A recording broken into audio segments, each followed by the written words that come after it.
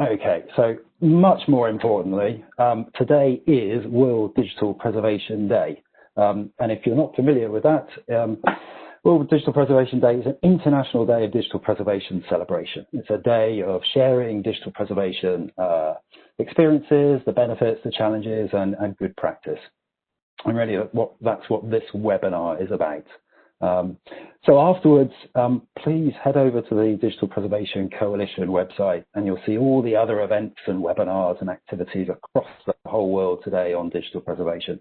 And in particular, have a look at the DPC blog. There's some great posts on there today from right across the digital preservation community. In this webinar, I'm going to cover a range of topics. They're described on the webinar sign-up page, but I'm going to do this sort of iteratively rather than one at a time.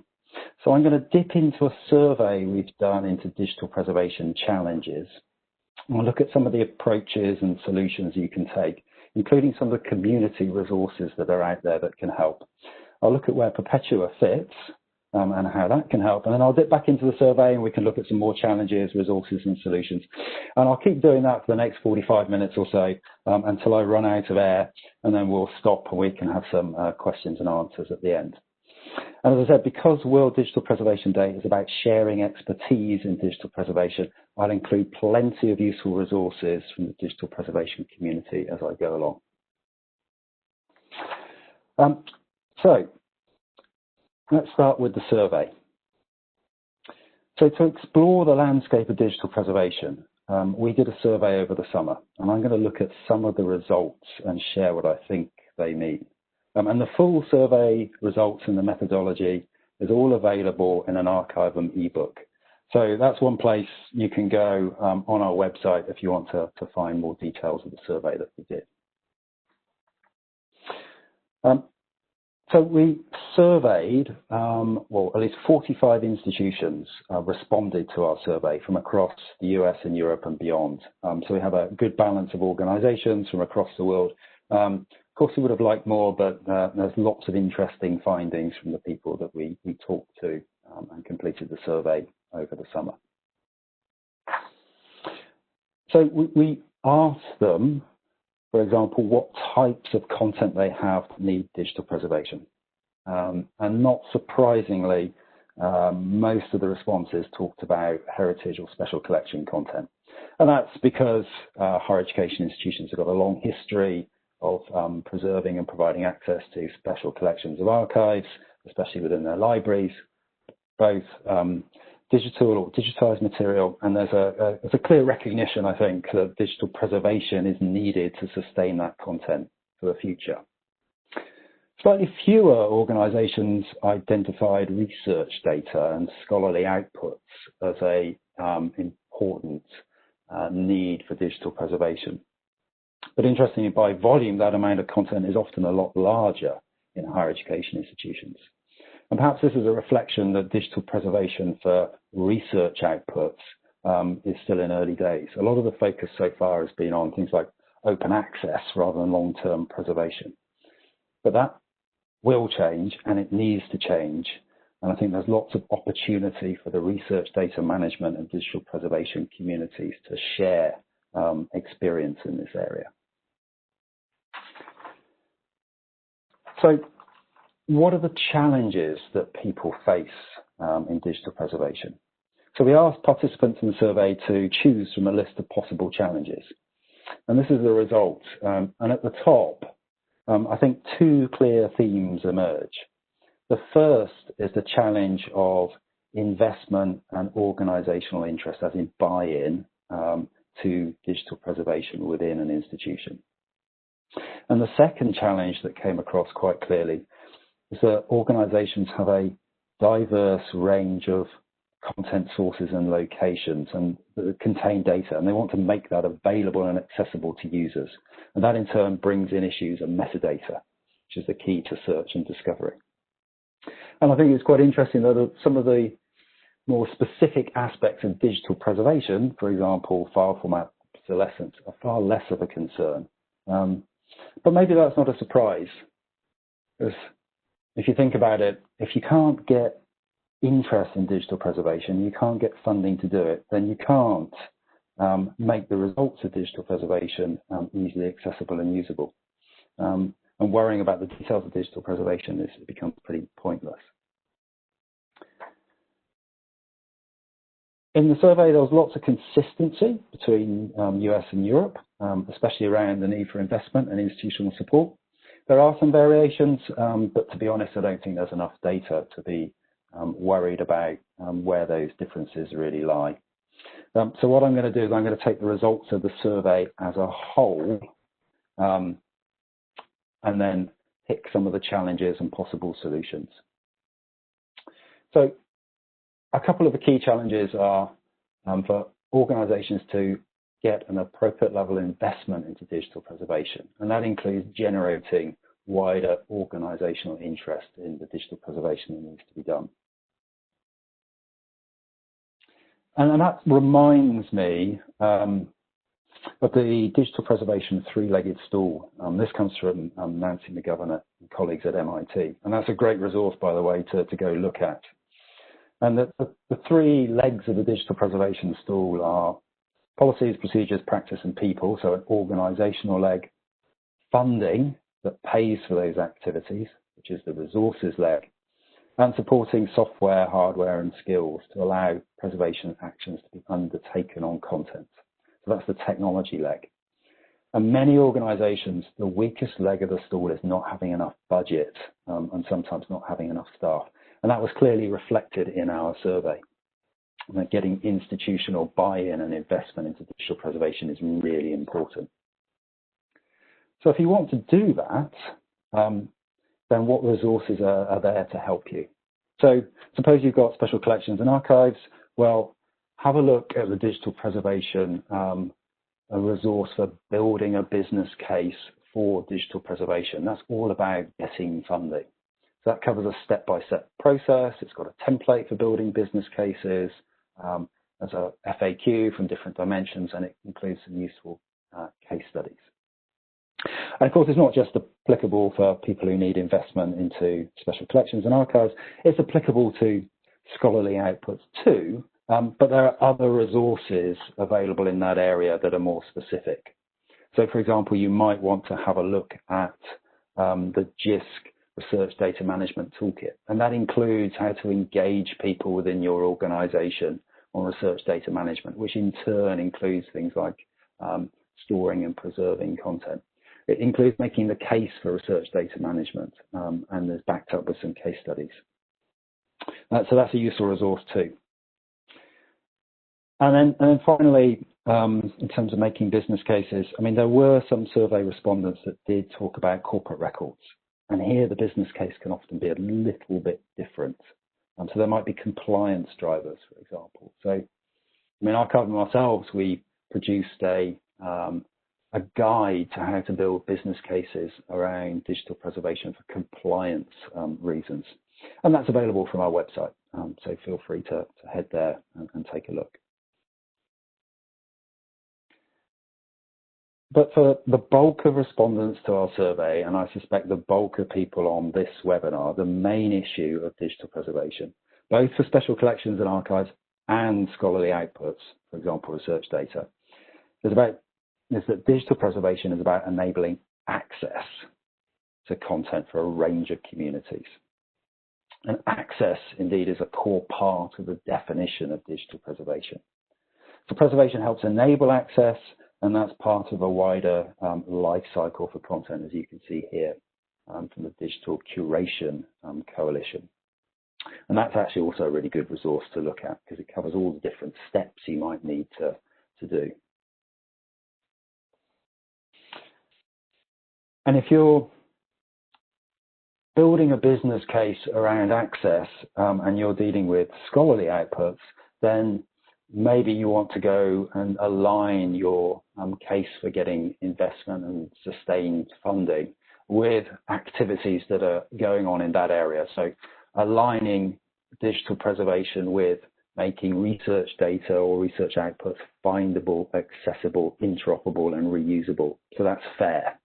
Or aligning digital preservation with new trust principles for digital repositories of scholarly outputs. So FAIR is about data, trust is about repositories, and digital preservation is an important part of both.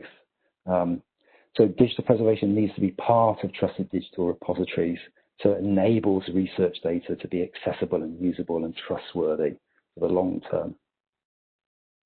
And that whole idea of orientating a business case and getting investment based on access is an important one, I think. So it's better, the sort of better and sustained access is just one example of how there's value in doing digital preservation, and value makes for a strong business case for getting investment, and it helps with getting engagement and buy-in with an organization. So business cases based on access have sort of immediate and positive return on investment, whereas the flip side and the more traditional case, I think, for digital preservation is more around an insurance policy. It's based on all the bad things that would happen if you didn't do digital preservation. But that's a hard case to make sometimes, saying that you need to invest now as a contingency or an insurance against bad things or worse things happening in the future. I mean, both approaches are valid, but I'd suggest that if you are trying to make business cases, then align it to the value of the content that you have and making it accessible. And indeed, that's exactly what Perpetua as a solution is designed to do.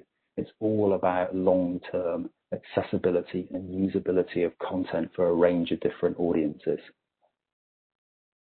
So this picture is the overall workflow that Perpetua supports. So we allow or enable content of a wide range of types and different sources and locations to be ingested into Perpetua, where it can be preserved and safeguarded and made accessible and discoverable in the future to a wide range of people. And you can see that for some of our Perpetua customers. So this is the public face of the records and archives of the University of Westminster, and I'll show you some more examples of this a bit later on. But on the left-hand side, you can see how often their collections are being archived. And it's quite niche content in some cases, things like menswear archives, but through the Perpetua system that we host for them, they've made their content accessible and discoverable. And that provides extra value. It helps support the investment and the sustainability of their digital preservation activities. Okay, so let's go back to the survey for a minute. Two more challenges that we saw in our respondents. One was around providing access to archive data, and one was around metadata. And the two, of course, are connected. If you don't have metadata for your content, it's very difficult to make that content easily searchable and discoverable and understandable. So these two things go hand in hand. And interestingly, our survey correlates really nicely with a survey that was done by the Digital Preservation Coalition of their membership, where their members need more training on digital preservation. So, I mean, our survey participants are clearly in good company, and they're not alone in struggling with challenges around metadata and providing access to their content. And I'll talk about some of the solutions approaches to that in a minute. Before I do, it's also quite interesting to note that in the DPC survey, things like advocacy and business cases were a little bit further down the list. I mean, they were one of the top priorities in our survey, but were less of a concern for DPC members. And I think that's quite interesting, but maybe not surprising. The DPC members tend to have more mature digital preservation strategies, perhaps, and they often have ways to get funding, not least because they need that to become DPC members. But our survey suggests that funding, investment and buy-in are still major problems across a wider community. The good news, though, is that because DPC members have been through that problem before, there's a whole load of really good resources on the DPC website and another place in the community that help people who are still struggling with those challenges. Okay, back to metadata and access. So I would recommend that if you have challenges in these areas, then you have a look at the very recently released Digital Preservation Community Coalition Rapid Assessment Model.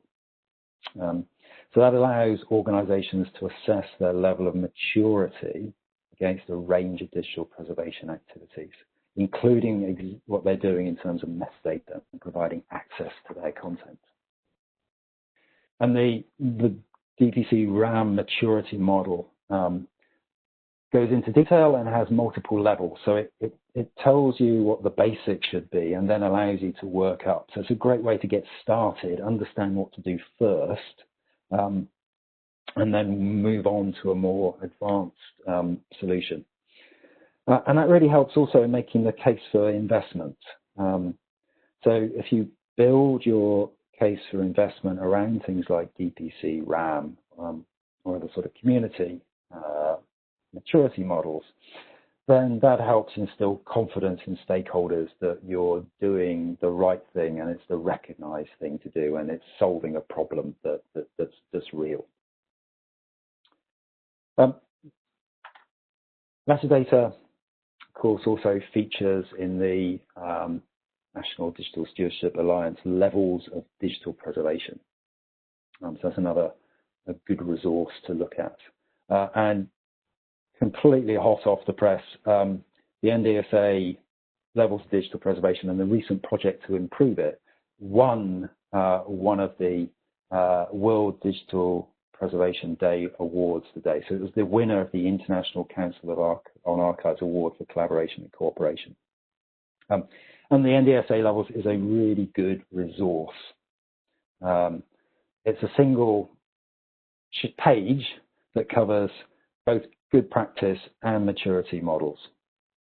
So I'd recommend looking at that. Interestingly, the NDSA have done their own survey, in particular when they were revising the levels to look at what parts or which levels or areas are most important to their users. And by far and away, the most valuable areas were not around metadata, but they're around the basics of storing content and doing things like fixity. And that's a good reminder to get the basics in place for digital preservation first. So before I talk more about metadata, a quick diversion into data safeguarding. So when you're safeguarding digital content, there's also lots of good practice on what to do. So for example, how to make multiple copies of your data and keep them in different geographic locations, how to actively manage those copies, regularly migrate to new storage systems and recover from any loss of integrity. And there are guidelines out there. So there's the preservation storage criteria, which even includes a game that you can play to work out what storage criteria best meet your needs. And I did a whole webinar on data safeguarding that looked at a range of these approaches in detail. So please get in touch if you'd like the recording for that. And where does Perpetua fit into all of this? Well, firstly, we provide data safeguarding as the foundation of all digital preservation in our solution. So this is a screenshot of the Perpetua dashboard, and it enables users to immediately see how content in Perpetua has been automatically geo-replicated into multiple locations, has been integrity checked, and is safely and securely stored. And we even provide a contractual guarantee of no data loss in Perpetua. And then on top of that, we build support for metadata. And that might be very specific metadata, and this screenshot here shows some particle physics research data sets that are stored in our solution from CERN, so the Large Hadron Collider guys, and some of the very specific metadata fields that they have. But Perpetua also supports metadata standards.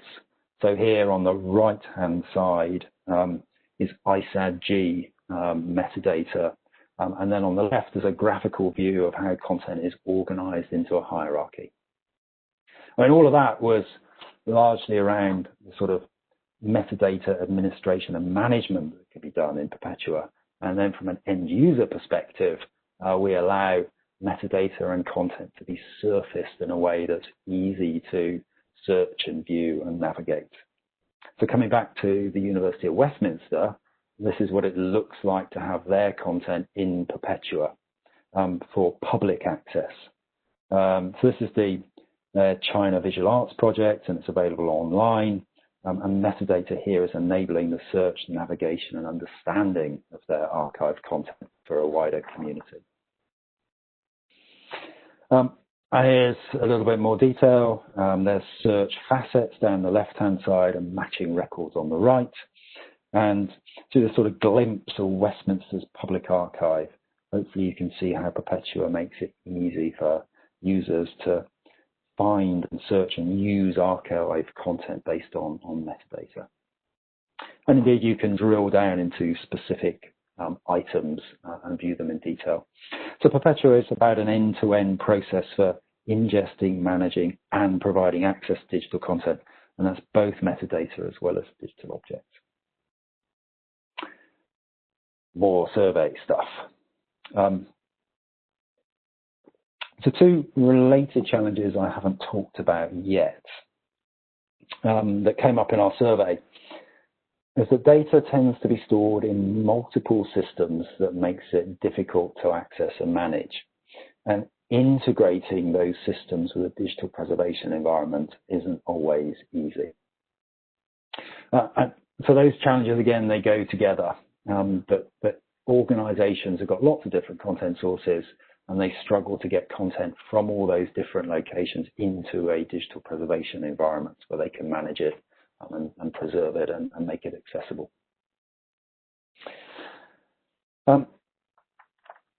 There aren't that many resources out there on digital preservation integration, on how to take preservation environments and embed them and integrate them into wider content sort of workflows. But it's absolutely essential.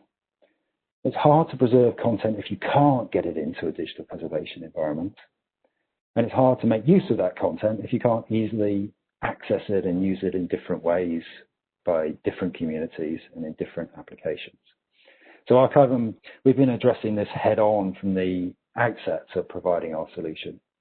So yes, we provide specialist digital preservation and data archiving software, and we provide it as a hosted service, but we also focus on how to get content into Perpetua from many sources, and then how to deliver that content out to different users for different applications.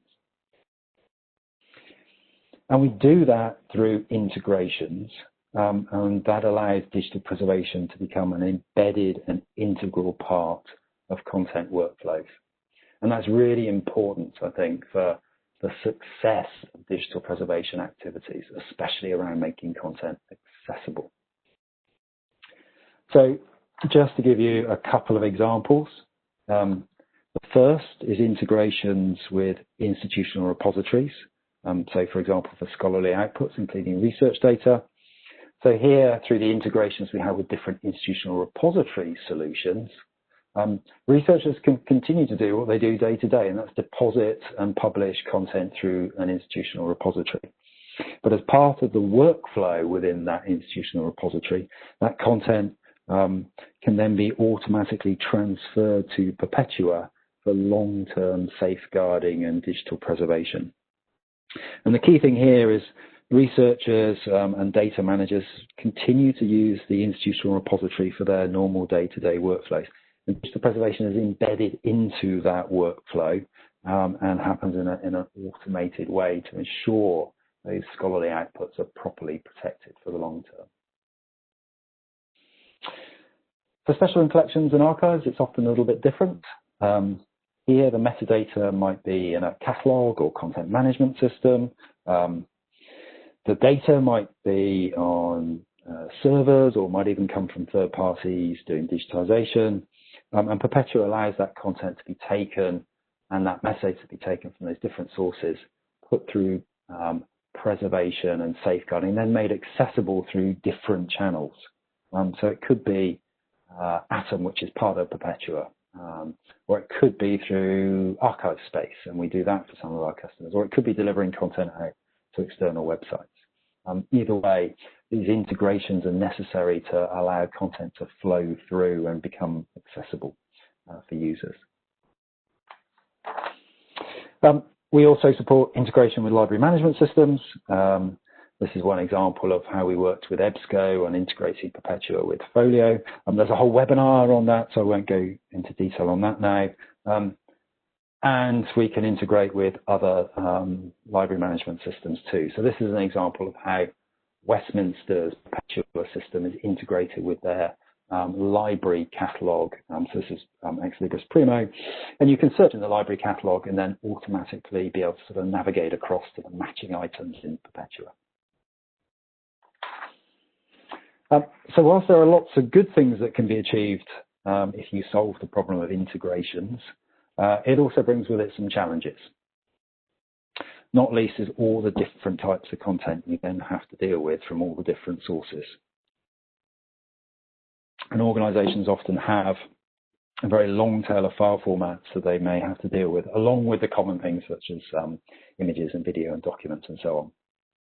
And you can see that from various surveys that have been done by memory institutions into their holdings. It's a common story, whether it's deposit libraries, higher education institutions, research data sets, or archives of special collections. There's lots of formats to deal with. And the more sources of content you integrate with, then the worse it gets. Digital preservation techniques can, of course, help with that. So one approach is file format normalization, but not to address the usual digital preservation issue of technical obsolescence, as in not be able to open those files in the future, but as a way to deal with the proliferation, the huge number of different file formats.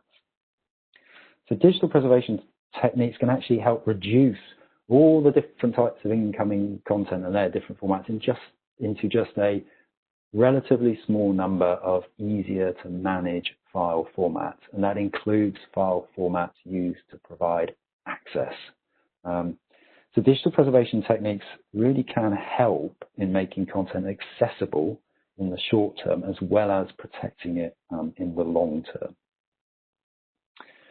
And there are resources that are out there to help in this area too. So I'll just signpost NARA's list of preferred file formats.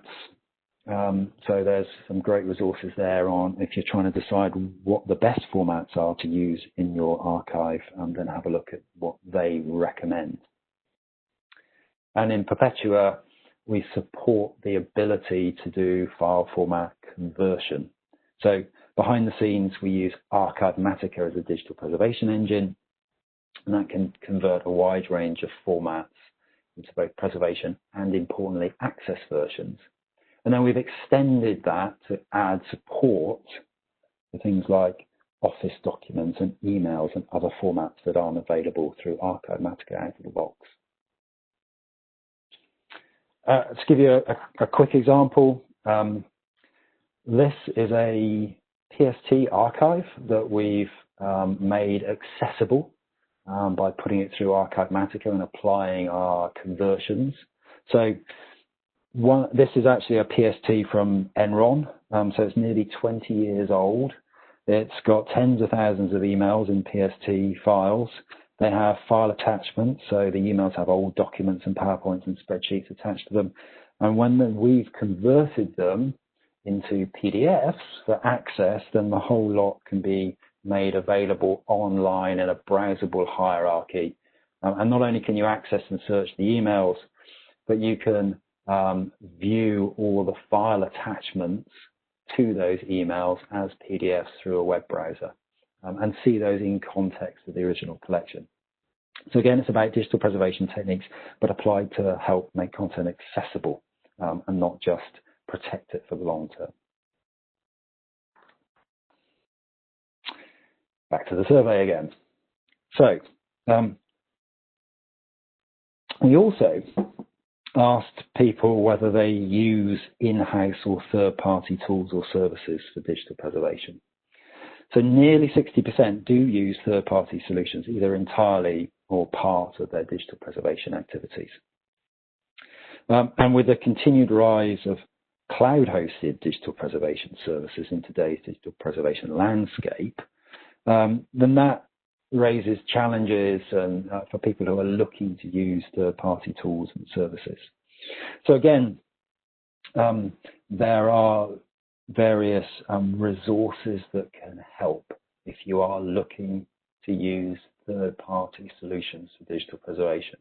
There are challenges too, but there's some good guidelines out there. So, and the first thing I'll mention is a brand new toolkit from the Digital Preservation Coalition on procurement of preservation solutions, and that includes third-party software and service providers. It was developed for PPC members, but it was done in consultation with all the vendors as well. And it really helps in establishing a dialogue between organizations who need digital preservation and potential providers of solutions. And that includes organizations such as Archivum who provide Perpetua. And procurement can be sometimes overly painful and complex, for example, with extensive and bespoke RFPs, and they don't always give you the best outcome. So the Procurement Toolkit helps address that area. So, for example, it lists a set of areas to cover when you're looking to describe your requirements for digital preservation. And those build on the NDSA levels, DPC RAM, Core Trust Seal, and other good practice and assessment frameworks. And because the toolkit's been aligned with those frameworks, it can be used together with things like maturity models. So, for example, you can assess where you are and what you need using things like NDSA or DPC RAM.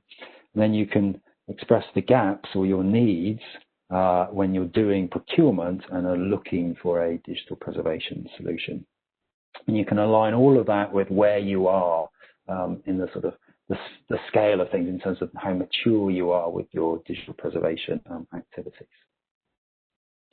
And there again, our survey suggests there's quite a wide spread of where people are in terms of how mature they are with their digital preservation solutions.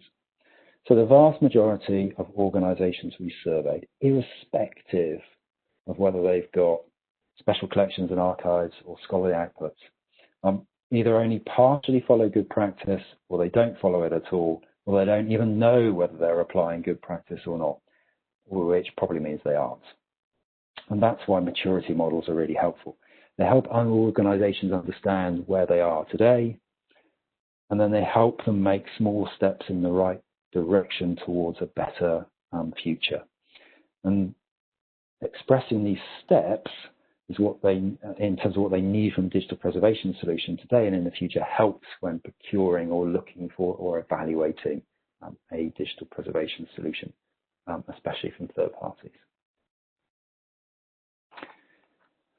So that sort of approach actually is really helpful for vendors, and it's really helpful actually to organizations too, because using things like the toolkit and NDSA levels or Core Trust Seal as part of procurement makes it much easier for organizations to compare vendor solutions and tools, and it makes it much easier for vendors to respond.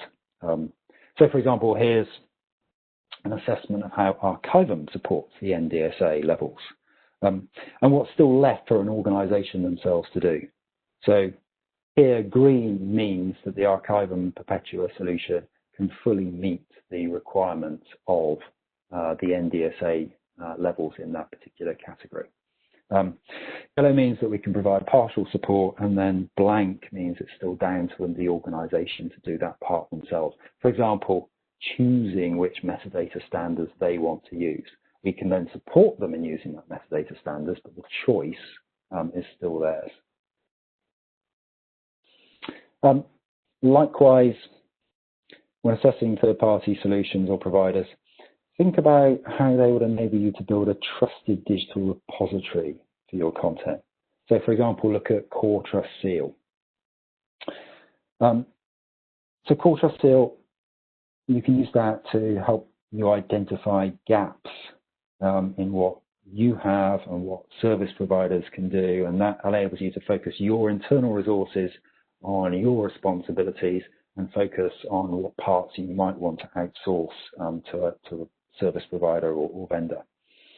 And again, Core Trust Seal, like DPC RAM and NDSAs, provides practical examples of what it means to meet its core requirements. So it can be used as an implementation starting point, as well as a framework for comparing solutions. And again, just like with the NDSA levels, Archivum, we can show you where Perpetua helps you address Core Trust Seal requirements.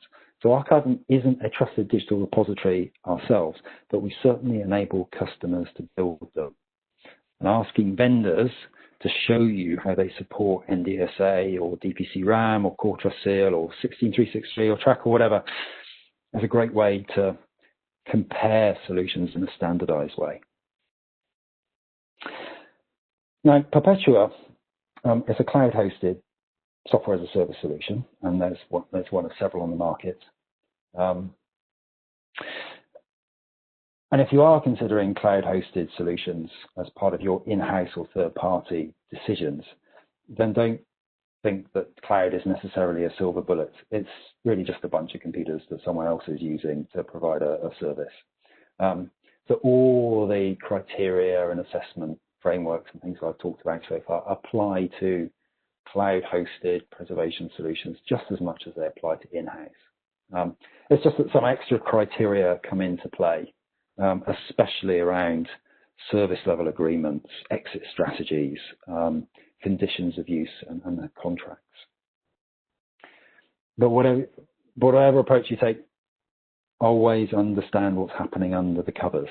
So look for and expect transparency in the services that you might be considering using. So ask for evidence that they're following good practice. And that comes back to Core Trust Seal and NDSA levels and so on. And look for an exit strategy, in-house or using third-party solutions. Look beyond what the solution does or claims to do and ask yourself what happens if you want to change, how you get out, how you can migrate quickly. It's very easy to get started with, for example, cloud-hosted digital preservation and feed data in over time. But it's a lot harder to reverse that decision quickly if you need to.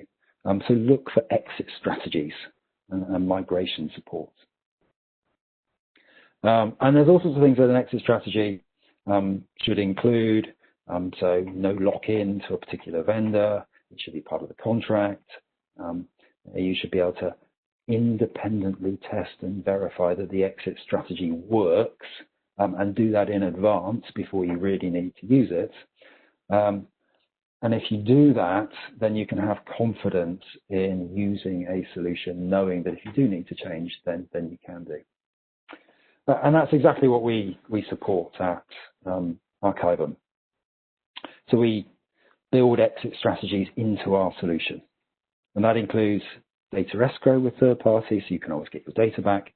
But it includes the use of open source, open standards, and open specifications. So content in Perpetua is portable. So for example, we use Archivematica for digital preservation, which generates archive information packages using open standards, such as Bagit and Nets and Premise. And those AIPs, which are held in Perpetua after we've generated them using Archivematica, there's no reason why they can't be taken out and they can't be put in a separate Archivematica instance that some other service provider is hosting or you're running in-house. So you're not locked in to a proprietary preservation solution. And the same goes for the metadata standards that we support as well. Right, so we're nearly at the end. I said I'd leave some time for questions. But before I do, I'll just try and summarize some of the things that I've covered so far. And I'm conscious that I've covered a lot of content quite quickly. And I've provided a lot of references to resources that I hope you'll find useful after this webinar. So we looked at the survey that Archivum did into the current challenges in today's digital preservation landscape. And that survey highlighted the challenges that people face with investment into digital preservation, the need to get buy-in within their organization, and the need to sustain digital preservation activities.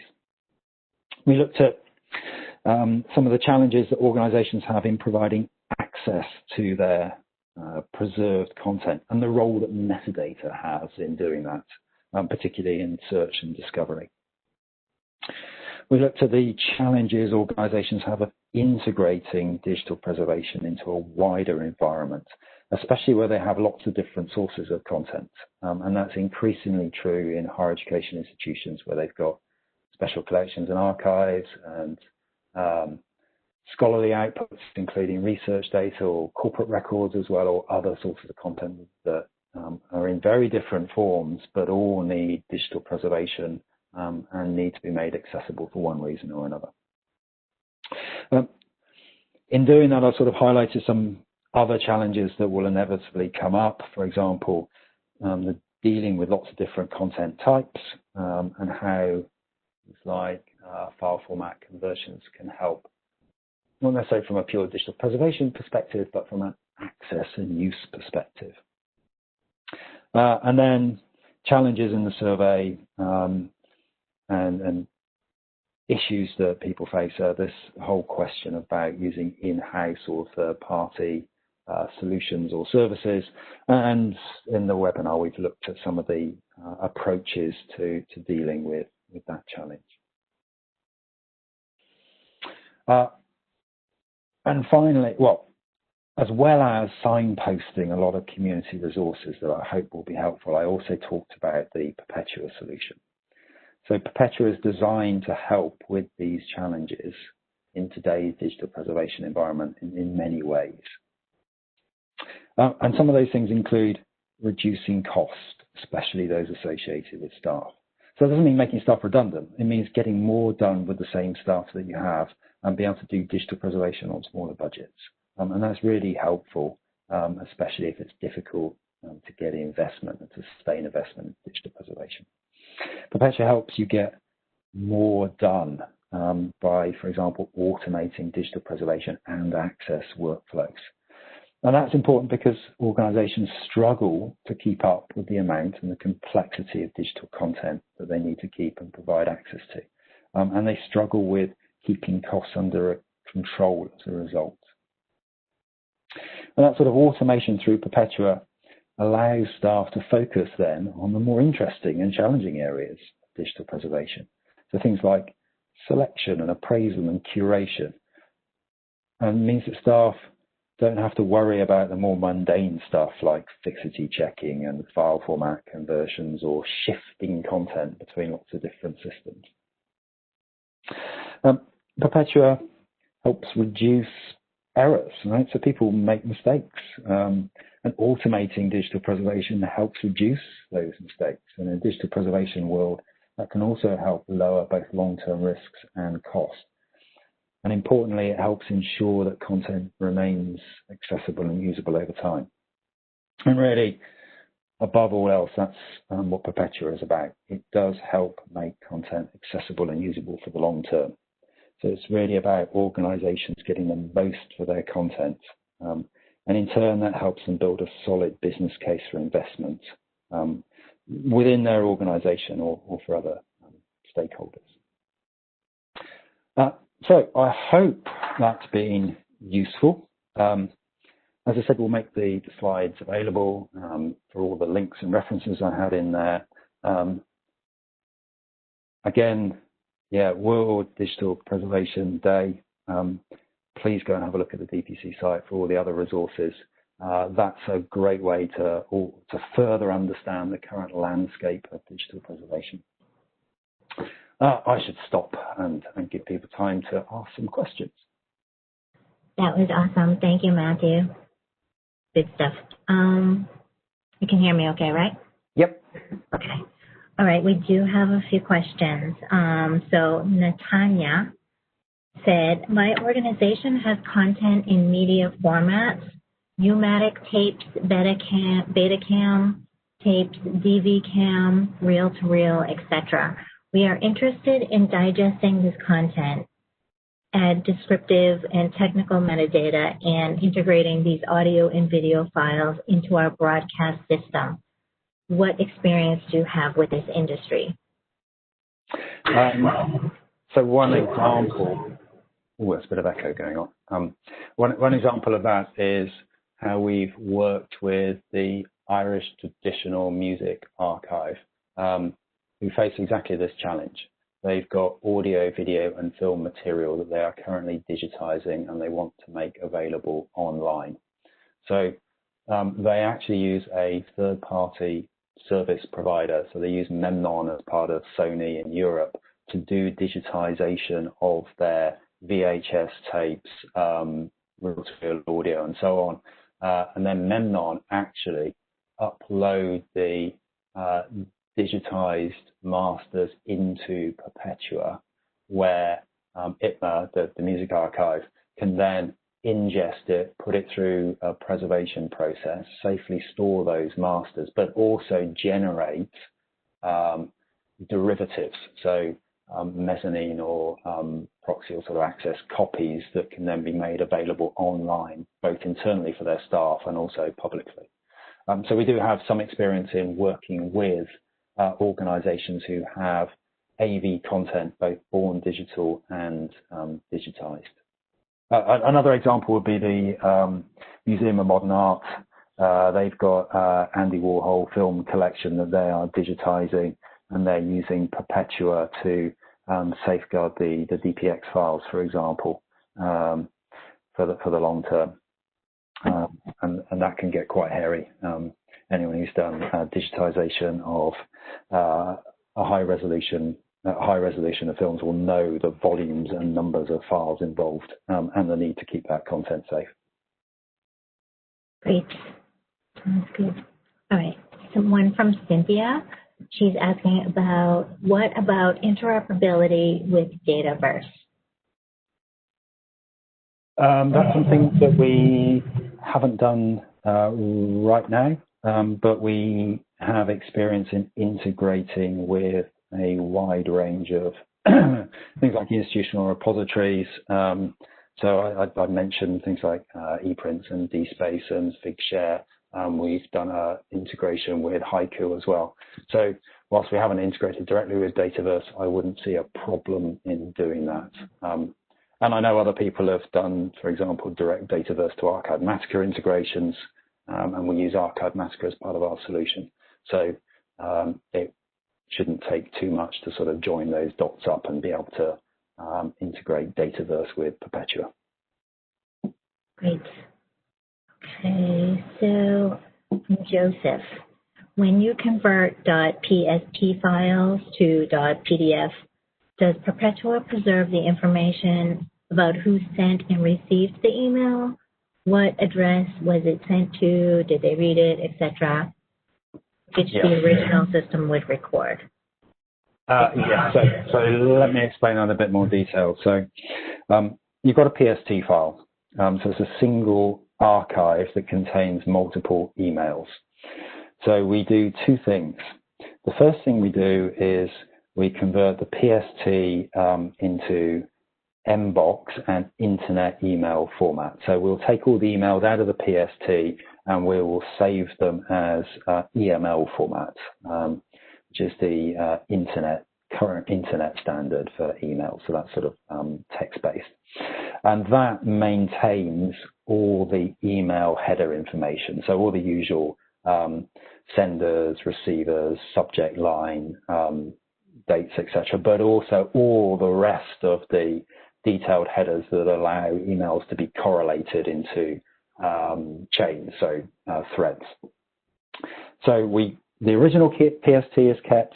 We've got these new versions in open formats, so EML format, and that contains all the information in the emails in the original PST, and that includes all the original email attachments. So all of that gets kept and stored and preserved. In addition to that, we then take each of the emails and we convert those into PDF for access. And the PDF files contain three parts. There is at the top of the PDF, so if you open a PDF and you view it, at the top, there are it looks a bit like what you'd see when you're using an email browser. So at the top, you'd see to, from, subject as a header, right? Then you see the body of the email, so the subject matter.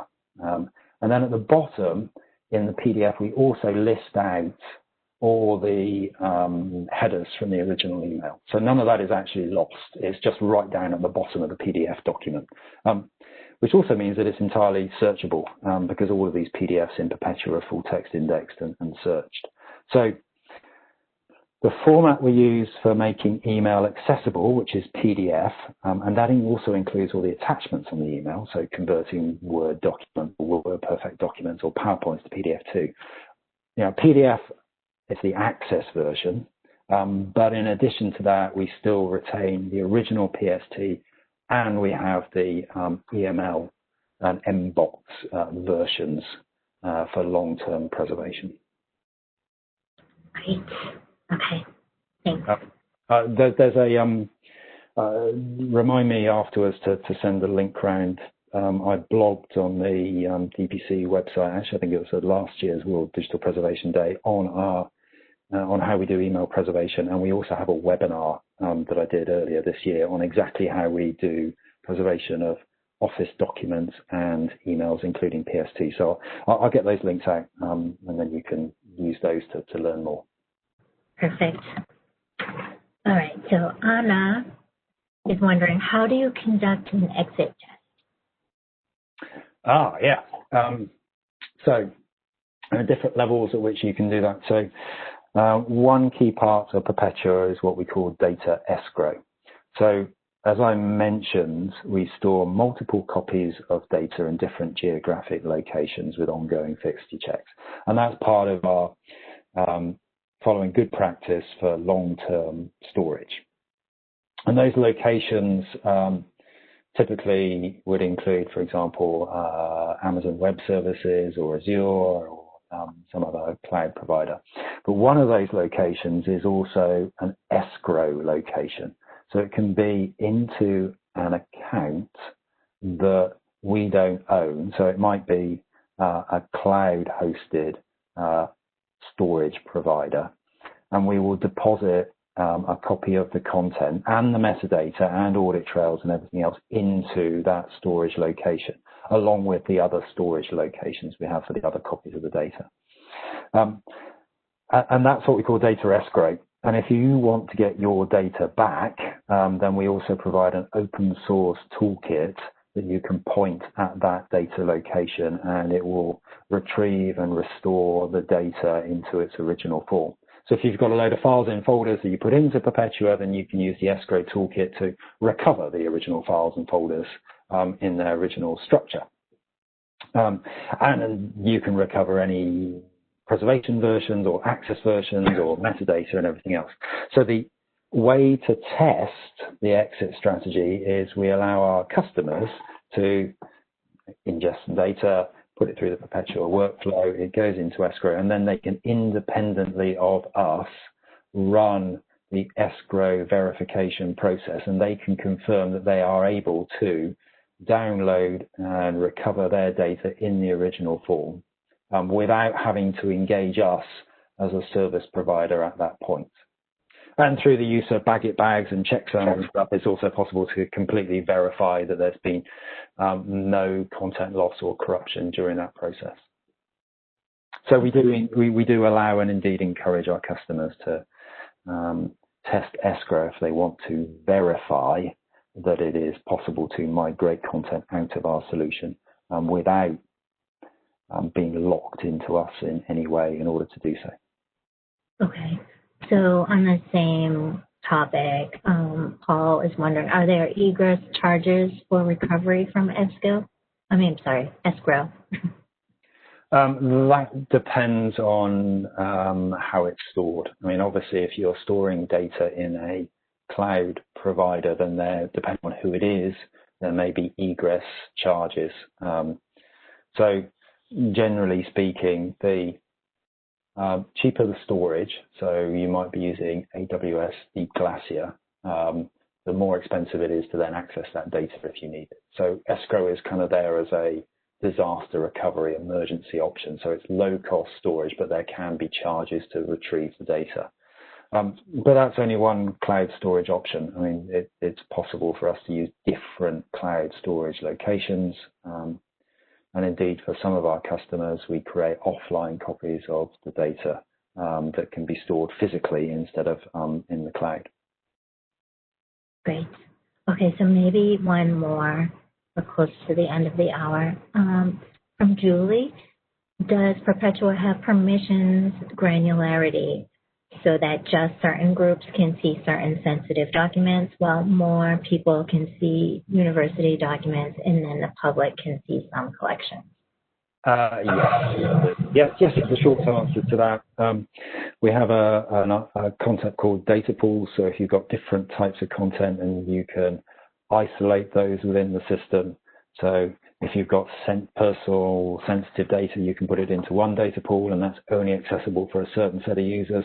But if you've got other types of content, for example, open access research data, you can put it in a different data pool, or special collections in another data pool. And you can have different sets of users who can do different activities on content in those different data pools. So users might only have read-only access to content in one data pool, but not another. Some users might be able to deposit content, but not see everything else. Some users might be able, administrative users could deposit content, approve it to go through a digital preservation process, publish it online. So, for example, for special collections and archives, we use Atom as a access portal.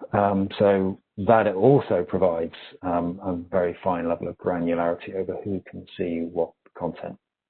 So there's lots of options to control who can do what and who can see what. Sounds really flexible. Maybe one more, if you can make it quick. Catherine, can you recommend a resource for helping us decide which metadata schema to begin using?